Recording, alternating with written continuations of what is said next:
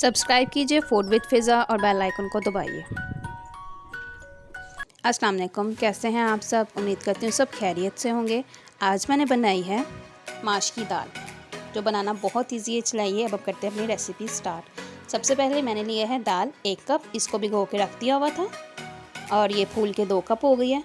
Onion लिया है 1 medium size का, टमाटर डाले हैं 2 मीडियम साइज़ के और लहसुन इसमें जाएंगे 8 से 10 अदद और अदरक के 3 क्यूब जाएंगे और हरी मिर्च जाएंगी 7 से 8 अदद। प्याज को जो है मैंने ब्रीक ब्रीक कटिंग कर ली है छोटा छोटा सा।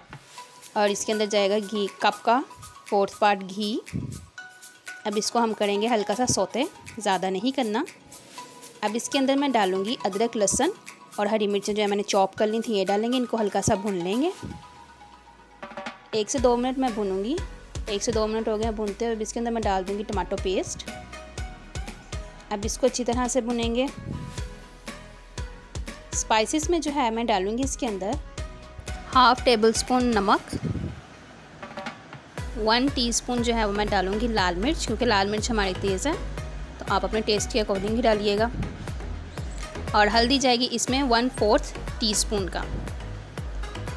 1/2 ग्लास से कम पानी जो है वो मैं डालूँगी इसके अंदर और इसको अच्छी तरह से मिक्स करूँगी और ढक्कन देकर इसको इतना पकाएंगे लो टू मीडियम फ्लेम पे कि मसाला जो है वो अच्छी तरह से नरम हो जाए।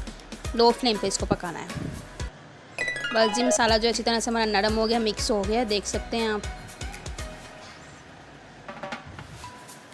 दम की आंच पर रख के मसाला जो है वो पकाना है।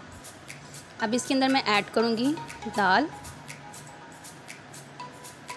दाल को जो है वो मैंने 2 से 3 घंटे पहले भिगो के रख लिया हुआ था। इसके अंदर अब डालेंगे 1 कप पानी, अच्छी तरह से मिक्स करूँगी। अगर आप चाहें तो दाल जो है वो ओवरनाइट भी भिगो के रख सकते हैं। और अब इसको ऊपर से ढक्कन देके दम की आंच पे पकाएंगे कि दाल नरम हो जाए। बस जी, दाल हमारी रेडी हो गई है। 15 से 20 मिनट के अंदर इजीली दाल हमारी रेडी हो जाती है। अब इसको हम करेंगे डिश आउट। बहुत ही सिंपल और इजी सी दाल की रेसिपी हमारी रेडी है। ट्राई करके ज़रूर बताइएगा कैसी बनी है। आपको अगर वीडियो अच्छी लगे तो लाइक और कमेंट ज़रूर कीजिएगा। चैनल को सब्सक्राइब करना मत भूलिएगा। झटपट सी दाल की रेसिपी रेडी हो गई है। सैलेड के साथ और गरम गरम रोटी के साथ इसको एंजॉय करें। अपनी दुआ में याद रखिएगा। अल्लाह हाफ़िज़।